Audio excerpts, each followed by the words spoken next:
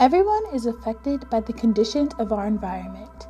But the question is everyone affected in the same way? The environment is everything between where we work, where we play, and where we live, among other things.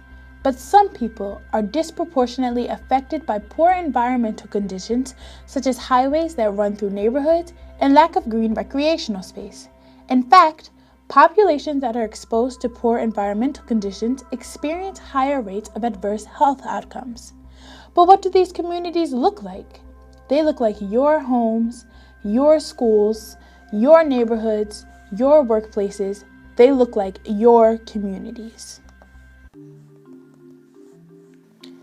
When you think of air pollution, you think of everyone being affected by it equally. However, air pollution affects low-income communities of color more.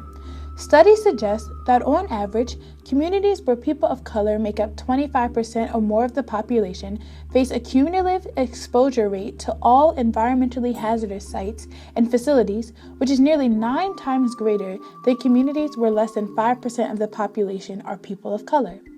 These disparities are increasingly recognized as potential determinants of health inequalities by researchers and policymakers concerned about environmental justice. According to the World Health Organization, social determinants of health are the conditions in which people are born, grow, work, live, and age in the wider set of forces and systems shaping the conditions of daily life. You deserve to live in an environment that does not harm you.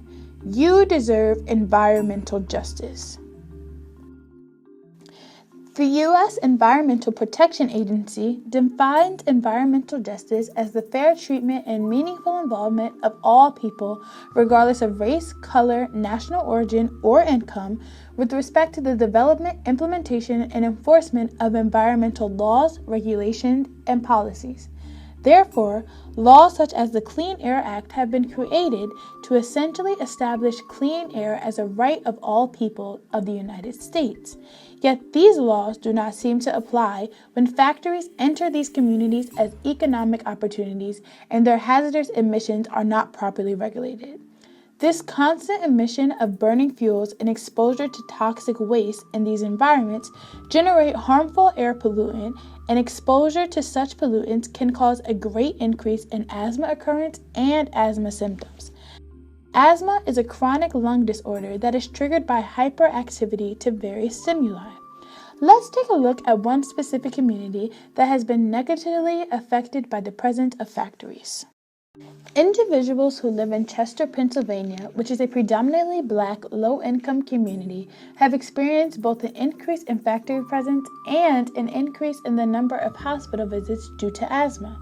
For example, Chester's rate of child hospitalization due to asthma is more than 3 times the state average, in large part because Covanta, a waste combustion company, is one of the worst nitrogen oxide polluters in the area. Oftentimes, companies like Covanta bring these factories but do not properly regulate the toxins being emitted into the air.